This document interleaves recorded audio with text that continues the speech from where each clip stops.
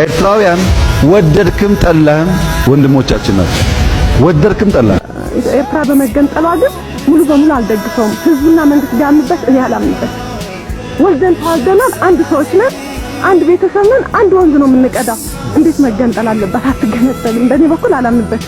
ካያራገሽ መንገድ ያጎዳና ወሰው ቢነጥልሽ ባላስፈራ ካራዊ ከነድ ያተራራ አትወጪም ካሳቤ ፊዮሪና ካያራገሽ መንገድ ያጎዳና ወሰው ቢነጥልሽ ባላስፈራ ካራዊ ከነድ ያተራራ አትወጪም ካሳቤ ፊዮሪና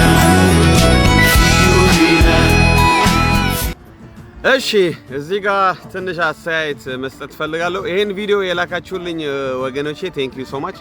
እንደዚህ ኢትዮጵያውያኖችና ኤርትራውያኖች የሚያቀራርብ ነገር ቪዲዮ ስታገኙ ላኩልኝ፣ መልእክት አስተላልፍበታለሁ ማለት ነው።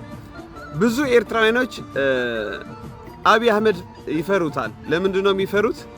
በትግራይ የነበረ ውጊያ ድሮን አድርጎ ሰው ጨፍጭፈዋል ምናምን ብሎ ይፈራሉና አሁን ለህዝባችን እንደዛ ያደርገናል። ኢትዮጵያውያኖች ከኛ ባህር ብቻ ነው መጠቀም የሚፈልጉ እንጂ ለኛ አይፈልጉንም፣ አይወዱንም ብሎ ያስባሉ ኤርትራውያኖች።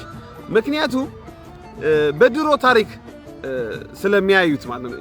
ምክንያቱም በድሮ ታሪክ ካየን ደርግ በኤርትራ ያደረገው ግፍ ምናምን አለ እና ታሪክ ነው እሱ ተቀምጠዋል። ኤርትራውያኖችም በኢትዮጵያውያኖች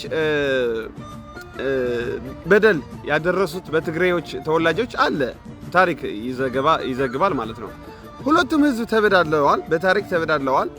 እኔ ግን የማምነው ይሄ ኒው ጄኔሬሽን አዲሱ ትውልድ በታሪክ ሳይሆን መኖር ያለብን አዲስ ታሪክ መጻፍ አለብን ብዬ ነው የማምነው። እንደዚህ አድርጋችሁ ነበር እንደዚህ አድርጋችሁ ሳይሆን አዲስ ታሪክ መጻፍ አለብን እኛ አዲስ ትውልዶች። በቃ ለምን በታሪክ እንኖራለን? ጥላቻ ይዘን ከምንሄድ ለምን ፍቅር ይዘን አንሄድም? ለምን ፍቅር ይዘን አንዘልቅም? እና አብይ አህመድ ይወረናል፣ በቃ እሱ ባህር ብቻ ነው ከኛ የሚፈልገው እንጂ እኛ ኤርትራውያኖች ያሰቃየናል ብሎ ያምናሉ። እኔ እንደዛ አይደለም እምነቴ። አብይ አህመድ የኤርትራውያኖች ስቃይ የሚያቅ መሪ ነው ብዬ ነው የማምነው። እዚህ ቪዲዮ እንደሰማችሁት ኤርትራውያኖች ወንድሞቻችን ናቸው፣ ወዳችሁ ጠላችሁ ወንድሞቻችን ናቸው ሲል ይሰማል ማለት ነው። እና መንግስቱ ኃይለ ማርያም ስለጨፈጨፈህ አብይ አህመድ ይጨፈጭፋል ማለት አይደለም። አብይ አህመድ ሌላ መሪ ነው፣ መንግስቱ ኃይለ ማርያም ደግሞ ሌላ መሪ ነው። ስለዚህ በታሪክ መኖር የለብንም ኤርትራውያኖች። በትግርኛ እሰራለሁ እንደዚህ አይነት ቪዲዮ ማለት ነው። ምክንያቱም የኔ ዓላማ ምንድነው? የኤርትራና የኢትዮጵያ ህዝብ በሰላም እንዲኖር መንገድ መክፈት ነው።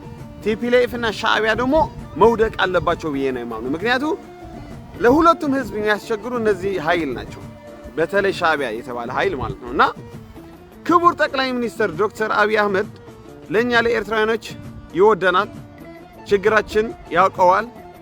በችግር እንዳለን ደግሞ በተደጋጋሚ ሲናገር ሰምቼዋለሁ፣ በትግርኛም ጭምር። ኤርትራ ባዶ እየሆነች ነው፣ ሁሉም እየወጣ ነው፣ መንግስቱ እየወጣም ሰላዮች እየላከ ያስጨንቃቸዋል፣ ይሄ በጣም ግፍ ነው ምናምን ሲል ሰምቼዋለሁ። አብይ አህመድ በደንብ ይረዳዋል ችግራችን እና ኤርትራውያኖች መፍራት የለባቸውም። አብይ አህመድ አይጨፈጭፍንም። በእርግጥ ውጊያ ከተጀመረ አንዱ ሚሳኤል የላከ አንዱ ፈንድሻ ሊልክ አይችልም።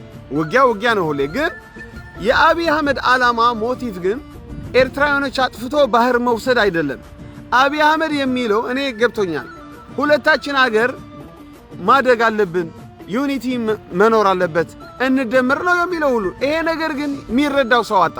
እኔ ተረድቼዋለሁ፣ ኢሳያስ ሊረዳው ግን አልቻለም፣ ወይም ሌሎችም ቲፒኤልኤፍም ሊረዱት አልቻሉም እንጂ አብይ አህመድ ልክ ወደ ስልጣን ሲመጣ አብረን እንደግ ሰጥቶ በመቀበል ወይም ደግሞ በቃ እንደዛ እኮ ነው ያለው።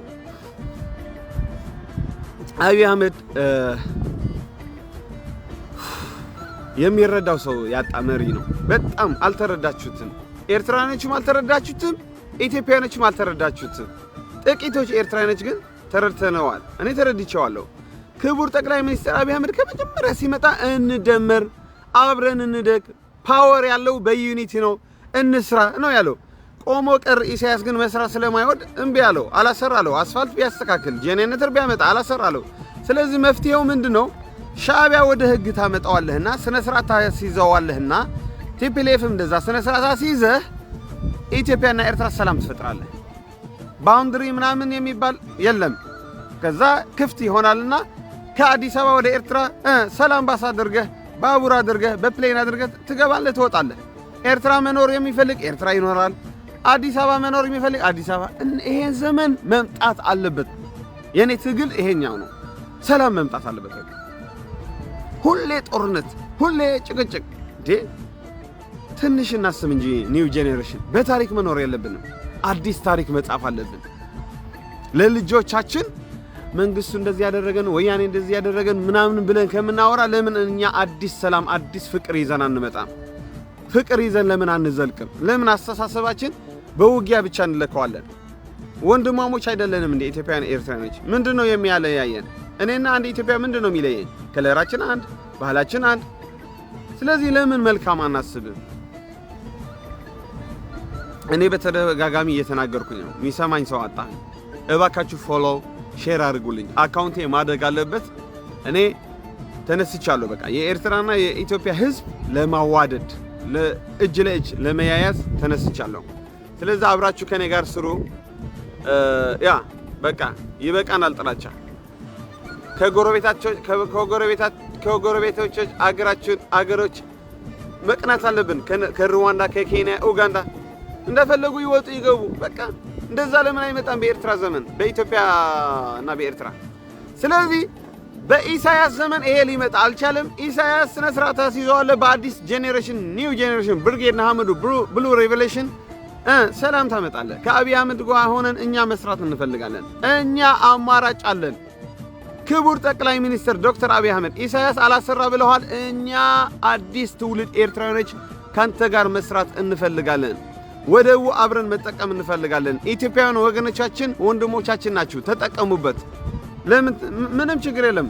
አብረን ሁለታችን ብናድግበት ምንም ችግር የለበትም። ስለዚህ እኛ ማንጎዳበት እናንተ ማትጎድበት ይሄ ወደብ ሁለታችን ብንጠቀመው ምንም ችግር የለውም። የኤርትራ ህዝብና የኢትዮጵያ ህዝብ ማደግ አለበት፣ አብሮ መኖር አለበት። ምንም ኃጢአት የለበትም።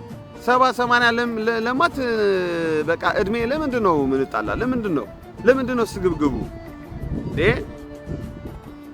ስለዚህ እባካችሁ አብይ አህመድ ባህር ብቻ አይደለም የሚፈልግ የኤርትራ ብልጽግና የሚፈልጋል። ወንድሞቻችን ናችሁ ብሎ እየተናገርህ ነው። እንግዲህ ከዚህ በላይ ምን ያደርግ? ይሄ ነው የኔ መልእክቴ። ሼር አድርጉልኝ።